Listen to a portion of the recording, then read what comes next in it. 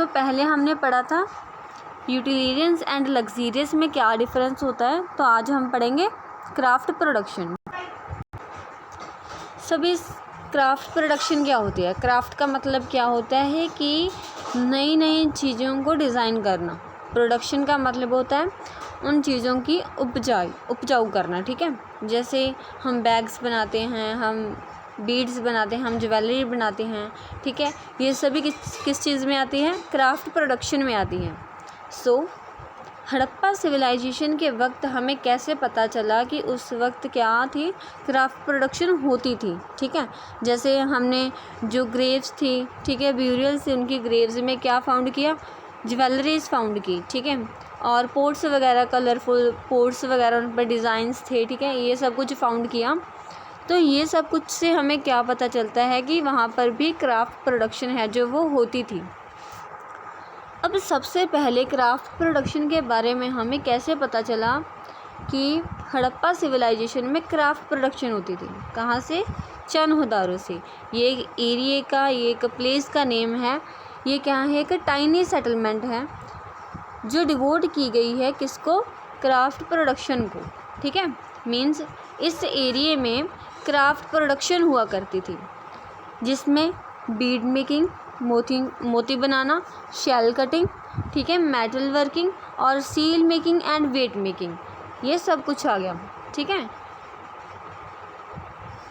जिससे हमें पता चलता है कि क्राफ्ट प्रोडक्शन है जो वो हड़प्पा सिविलाइजेशन के दौरान, मतलब हड़प्पा के जब लोग वहाँ पर रहते थे तब ये सब काम, ऐसी क्राफ्ट प्रोडक्शन उन लोगों द्वारा की जाती थी, ठीक है। कहाँ की जाती थी? चनहुदारो में। अब ये सब कुछ करते कैसे थे? वो कैसे करते थे? टेक्निक्स से। Techniques for making beads differ according to material. कि बीड्स को बनाने के लिए जो टेक्निक्स थी वो डिफरेंट थी। क्यों थी डिफरेंट? क्योंकि उनका मटेरियल है जो वो अलग अलग था। कि कोई बीड्स किस तरीके से बनता है, कोई किस तरीके से, उसमें मटेरियल किस तरीके का यूज़ होता है, उसके हिसाब से उनकी टेक्निक्स अलग अलग थी, ठीक है। जैसे nodules were chipped into rough shapes and then finally flaked into the final form. कि जो एक तरह का, मतलब ये मटेरियल कह लो कि उसको पहले एक रफ़ शेप दे दी जाती थी, ठीक है, कि इस आकार में जो ये ज्वेलरी है, ठीक है, या ये कोई क्राफ्ट जो प्रोड्यूस कर रहे हैं वो इस रफ सा, मतलब उसका एक तरह का जैसे शेप होती है, स्ट्रक्चर होती है, उसको दे दिया जाता था। और उसको बाद में क्या करते थे? फाइनल फॉर्म में देते थे।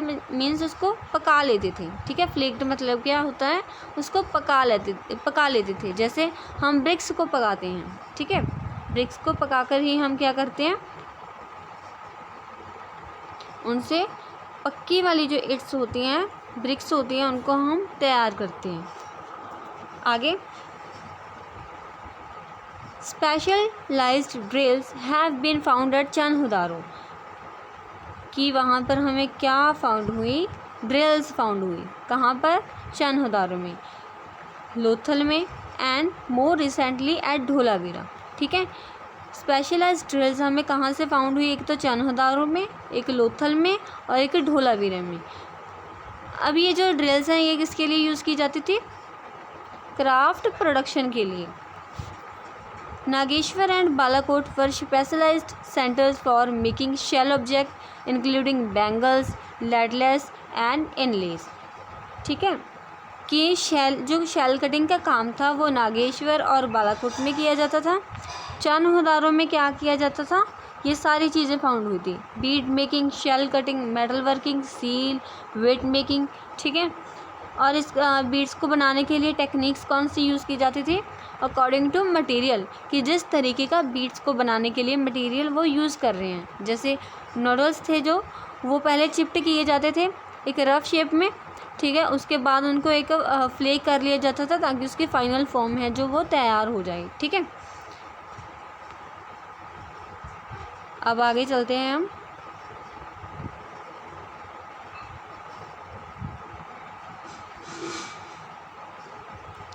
Centres of production. अब हमने ये तो पता कर लिया कि हड़प्पा सिविलाइजेशन के दौरान क्राफ्ट है जो मतलब क्राफ्ट प्रोडक्शन है वो की जाती थी, ठीक है। लेकिन कहाँ की जाती थी, जैसे हम पहले पढ़ कर आए हैं चनहुदारो हो गया, ठीक है, नागेश्वर हो गया, लोथल हो गया, ढोलावीरा हो गया, ये कुछ के एरिया थे यहाँ पर हम जहाँ पर हमने क्या फाउंड किया कि यहाँ पर क्राफ्ट प्रोडक्शन है जो वो होती है, ठीक है। अब मेन सेंटर्स क्या थे प्रोडक्शन के जहाँ पर प्रोडक्शन होती थी। Archaeologist identified centres of production by looking for raw material and tools used.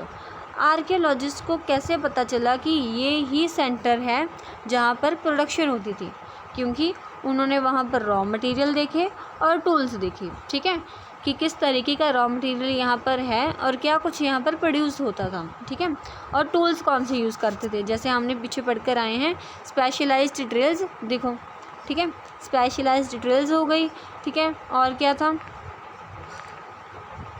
जैसे वेट मेकिंग के लिए हो गई, और हमारे जो होते हैं पत्थर के टूल्स वगैरह होते हैं, ठीक है। आप बुक्स में भी देखना, पिक्चर्स बनी होती हैं, उनको ध्यान से देखना तो आपको जाकर थोड़ा सा और समझ आएगा, ठीक है।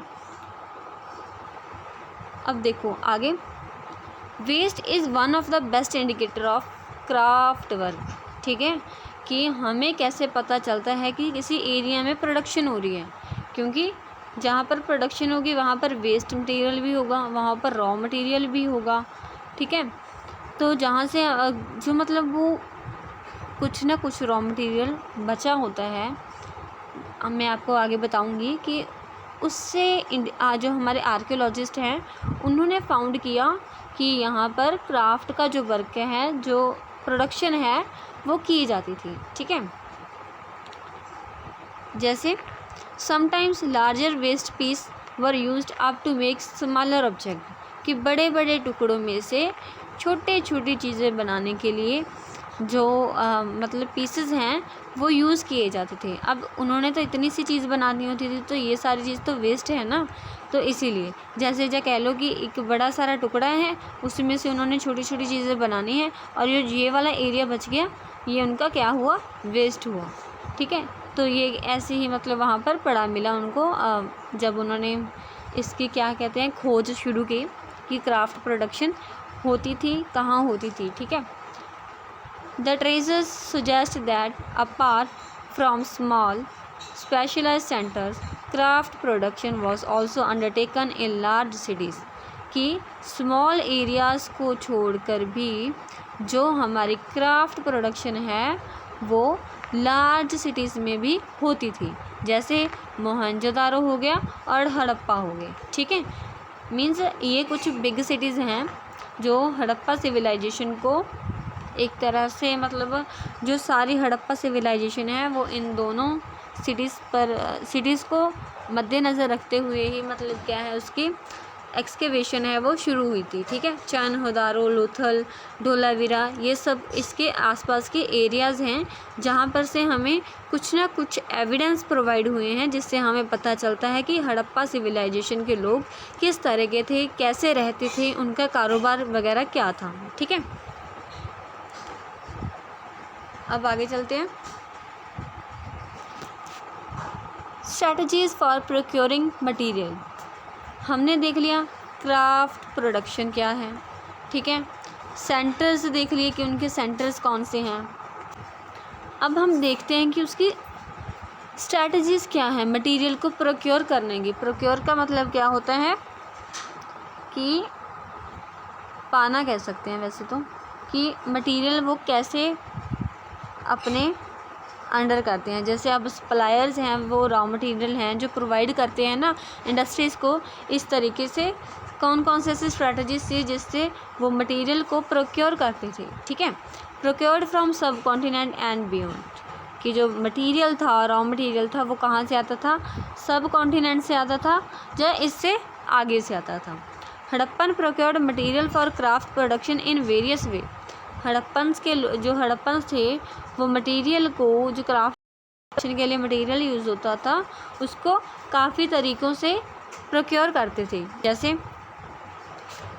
इन्होंने पहले ऊपर बता दिया, जैसे सब कॉन्टिनेंट एंड बियॉन्ड्स मीन्स कि अलग अलग एरिया से उन्होंने क्या किया, जो मटेरियल है उसको मंगवाया। जैसे हम पीछे स्टडी कर आए हैं कि चनहदारो हो गया, लोथल हो गया, नागेश्वर एंड बालाकोट हो गया, जो अलग अलग चीज़ों के लिए मशहूर हैं। ठीक है, आगे भी हम ऐसे पढ़ेंगे कि कहाँ से स्पेशली क्या, जैसे कॉपर वगैरह कहाँ से आता था।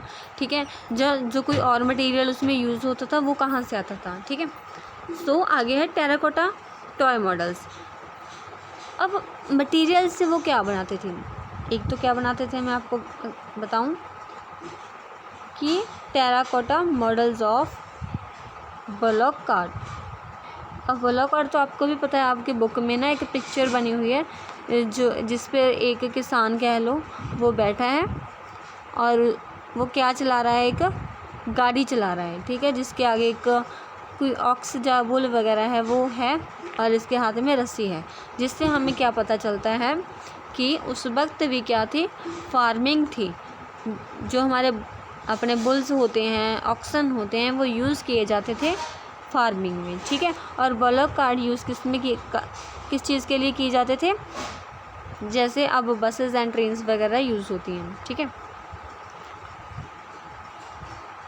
suggest that this was one important means of transporting goods and people across the land routes। जैसे मैंने अभी बताया कि जो ब्लॉक कार्ड थे, जैसे अभी बसेस वगैरह यूज़ होती हैं, ट्रेन्स यूज़ होती हैं, वैसे ही हड़प्पन सिविलाइजेशन के दौरान हड़प्पन लोग ब्लॉक कार्ड्स को यूज़ करते थे। किसके लिए, ट्रांसपोर्टिंग के लिए। ट्रांसपोर्टिंग किस चीज़ की करने के लिए, गुड्स की, पीपल्स की, अक्रॉस लैंड रूट्स कि लैंड रूट मतलब सिंपली मैं बताऊं कि गुड्स एंड पीपल्स को एक जगह से दूसरी जगह पर छोड़ने के लिए जो टेराकोटा टॉय मॉडल्स हैं, उनसे हमें ये इंडिकेशन मिलती है कि ब्लॉक कार्ड्स किस चीज़ के लिए यूज़ किए जाते थे। ठीक है, अब आगे another strategies for procuring raw material. अब एक तो स्ट्रैटेजी ये हो गई कि रॉ मटेरियल कैसे प्रोक्योर किया जाता था, जैसे इन्होंने बताया ट्रांसपोर्टिंग गुड्स। ठीक है, तो इसमें कुछ भी आ सकता है, रॉ मटेरियल को एक जगह से दूसरी जगह पहुंचाना, फिनिश्ड प्रोडक्ट्स को एक जगह से दूसरी जगह पर पहुंचाना, जैसे सेल वगैरह करनी होती है। ठीक है, तो एक तो स्ट्रैटेजी ये हो गई, और दूसरी क्या है कि procuring raw material may have been to send expeditions which established communication with the local communities। ठीक है, इसका मतलब क्या हो गया, जैसे कोई रॉ मटेरियल वगैरह उन्होंने एक तरह से, जैसे हम टेस्टिंग के लिए नहीं भेजते होते, ठीक है, कि ऐसे अपने जो उनके सेलर्स हो गए या फिर उनके लोकल कम्युनिटीज़ होगी जो उस रॉ मटेरियल को यूज़ करते हैं प्रोडक्शन के लिए, उनको सेंड किया जाता था कि इसको चेक कीजिए कि आपके यूज़ के लिए है भी या इसमें थोड़ी सी और इम्प्रूवमेंट वगैरह करने की ज़रूरत है। ठीक है, आगे कॉन्टैक्ट विद डिस्टेंट लैंड्स कि हड़प्पन के लोगों का दूर के लोगों से, ठीक है, कि दूर के लोगों से कैसे कांटेक्ट था। जैसे आजकल के ज़माने में व्हाट्सएप हो गई, मोबाइल फ़ोन्स हो गई, ठीक है, फेसबुक, इंस्टाग्राम होगी, तब उस वक्त कैसे ये लोग एक दूसरे से इंटरेक्ट करते थे, एक दूसरे से कांटेक्ट में रहते थे। जैसे archaeologist find suggest that copper was probably brought from ओमन। अब अगर उनको कांटेक्ट होगा तभी उनको पता चला ना कि ओमन की जो कॉपर है वो बहुत अच्छी है। ठीक है, on the southern east tip of Arabian peninsula. ठीक है, ये ओमन कहाँ पर है, अभी southern eastern tip of Arabian peninsula. Arabian का जो पेनिनसुला है ना, वहाँ के एक जो साउथर्न टिप है वहाँ पर स्थित है ये ओमन। ठीक है, मेसोपोटामियन टेक्स्ट से हमें ये पता चलता है कि 3rd millennium BCE refer to copper coming from region called Magan, perhaps a name of Oman. ठीक है, कि मतलब मेसोपोटामियन टेक्स्ट होते थे ना, ये आपने +1 में पढ़ा होगा कि मेसोपोटामियन टेक्स्ट्स क्या होते हैं, कि मेसोपोटामियंस कौन हैं, कि वहाँ से उनके टेक्स्ट से हमें क्या पता चलता है कि कॉपर है जो वो किस रीजन से आती थी, मगन से आती थी। मगन किसका नेम है? ओमन का। ठीक है, कि मेसोपोटामियन टेक्स्ट्स में ओमन को क्या लिखा गया है? मगन लिखा गया है। अब आगे चलते हैं। Other archaeologist find include Harappan seals, weights, dice and beads which suggest contacts with the region named Dilmun, probably the island of Bahrain, Magan and Meluha, possibly the Harappan region। ठीक है, कि हमें इन आर्कियोलॉजिस्ट द्वारा और भी कुछ नया सीखने को, नया मतलब एक हिस्ट्री है वो पता चलती है कि जो हड़प्पन सील्स थी, वेट्स थे, डाइसेस थे, बीड्स थे, इनका ना मतलब ऐसे ट्रांसपोर्ट होती है, जैसे हम पीछे पढ़ कर आए कि ब्लॉक कार्ड यूज़ किए जाते थे ट्रांसपोर्ट के लिए। ठीक है, तो मतलब इन सारी चीज़ों का कांटेक्ट किस एरिया से बताया गया है? डिलमन से। डिलमन क्या है? अब ये एक एरिया है बहरेन का, एक ये भी प्लेस का नेम है। ठीक है, और दूसरे नंबर पर कौन सी जगह है? मगन हो गया, मेलुहा हो गया, ये हड़प्पन रीजन है। ठीक है, कि मतलब इन एरियाज़ में हमें Harappan seals, weights, dice and beads हैं वो देखने को मिले, उनके प्रूफ, उनके एविडेंस हैं वो यहाँ पर फाउंड हुए। It is likely that communication with ओमन, बहरेन, मेसोपोटामिया वॉज बाय सी। अब इनका कॉन्टैक्ट कैसे था? मेन बात कि उनका कांटेक्ट कैसे था? बाय सी, कि जो समुद्री इलाके हैं, समुंदर के ज़रिए ये आसपास की एरियाज़ एक दूसरे से कांटेक्ट में थे। ठीक है, अब आपको पता चल गया कि ये लॉन्ग डिस्टेंस जो लैंड थी उनसे हड़प्पन लोगों का कैसे जो है वो कांटेक्ट था। Mesopotamian texts refer to Meluha as a land of seafarers. Beside, we found depiction of ships and boats on seas. अब हमें कैसे पता चलता है कि इनका कांटेक्ट सी से था? मतलब सी के ज़रिए, समुंदर के ज़रिए ये आपस में कांटेक्ट में थे, क्योंकि जो मेसोपोटामियन टेक्स्ट हैं उनमें स्पेशल लिखा गया है कि जो मेलुहा है वो एक लैंड ऑफ सी फेरर्स है, जिसमें मतलब समुंदर से जो लोग एक जगह से दूसरी जगह ट्रैवल करते हैं उनको कहते हैं। जिससे और एक बात की डिपिक्शन हुई है, मीन्स और चीज़ क्या पता चली है कि जो सील्स थी उन पर हमें शिप्स के और बोट्स के डिपिक्शंस भी फाउंड हुए हैं। मतलब जैसे सील्स के ऊपर डिज़ाइंस होते हैं या कोई एक स्टैंप वगैरह लगी होती है, उसी तरीके से सील्स पर शिप्स एंड बोट्स के कुछ डिपिक्शंस हैं जो हमें मालूम हुई हैं, जिससे हमें पता चलता है कि हड़प्पन लोगों के जो कॉन्टैक्ट्स थे वो डिस्टेंट लैंड्स के साथ कैसे थे, क्यों हमें इस चीज़ के बारे में पता चलता है। ठीक है, अब अगला है सील, स्क्रिप्ट एंड वेट्स। ये हम अगली जो हमारी वीडियो है उसमें पढ़ेंगे, क्योंकि अगर मैंने आपको एक ही वीडियो लेक्चर में सारी पूरी जो हमारी PDF है वो रीड करवा दी तो आपको इतना टाइम बैठना थोड़ा सा मुश्किल होगा, इसलिए हम शॉर्ट कर स्टडी करेंगे। ठीक है, थैंक यू कि आपने मुझे इतनी लगन से और इतने ध्यान से सुना। सी यू लेटर, थैंक यू।